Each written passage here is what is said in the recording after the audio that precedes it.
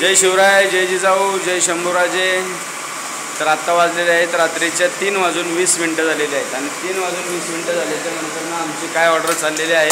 तर हे आपले मेन वस्ताद आहेत. वस्ताद, ऑर्डर क्या चल रहा है? अपना चिकन थाली. कितना थाली लगा है? 11 थाली.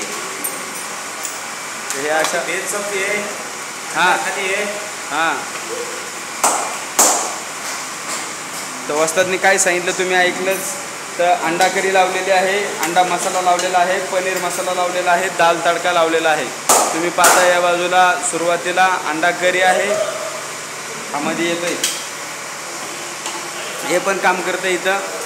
हे दिनेश आहे. हे अशा पद्धतीने आपल्या हॉटेलचा सुपरवायझर आहे.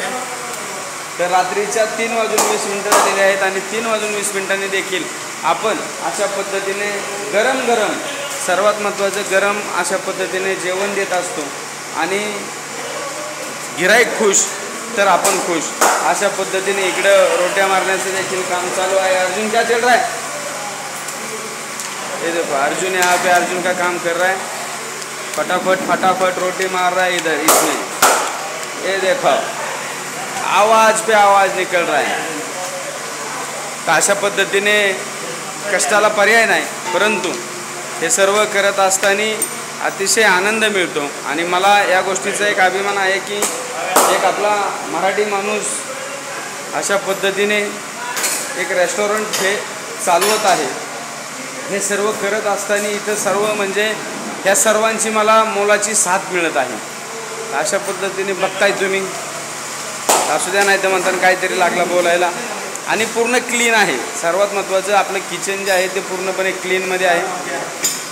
हे इकडे यांचं काम चालू आहे. थाळ्या लावत आहेत. आता ह्या टोटल किती थाळ्या झाल्या? त्या 16.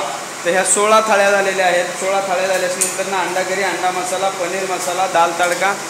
अशा पद्धतीने बाहेर कस्टमर तर आहेच, ठीक आहे. हा पण इथं काम करतो नागेश. तर अशा पद्धतीने इकडं बसलेले आहेत सर्वजण. बाहेरचा परिसर देखील तुम्हाला दाखवतो मी. रात्रीच्या 3:20 झालेले आहेत आणि पावसाने देखील या ठिकाणी थैमान घातलेला आहे. पाऊस देखील असा प्रचंड पडत आहे. मोठ्या 4 व्हीलर तर लागलेल्या आहेत, ट्रक वगैरे सर्व गाड्या लागलेल्या आहेत. सर्व गाड्या लागत असताना गार्डनमध्ये पाऊस चालू असल्यामुळे बसता नाही आलेलं, परंतु गार्डनमध्ये देखील खूप छान असं बनवलेलं आहे.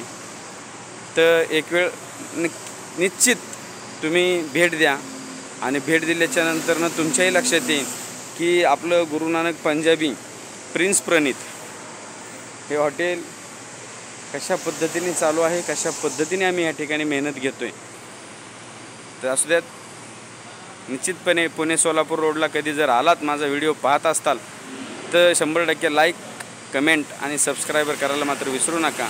आणि तुमचाच एक युवा मित्र, युवा कार्यकर्ता या ठिकाणी कष्ट करतोय, अहोरात्र झटतोय आणि कष्ट केल्याशिवाय फळ नसतं, हे देखील तितकंच खरं आहे.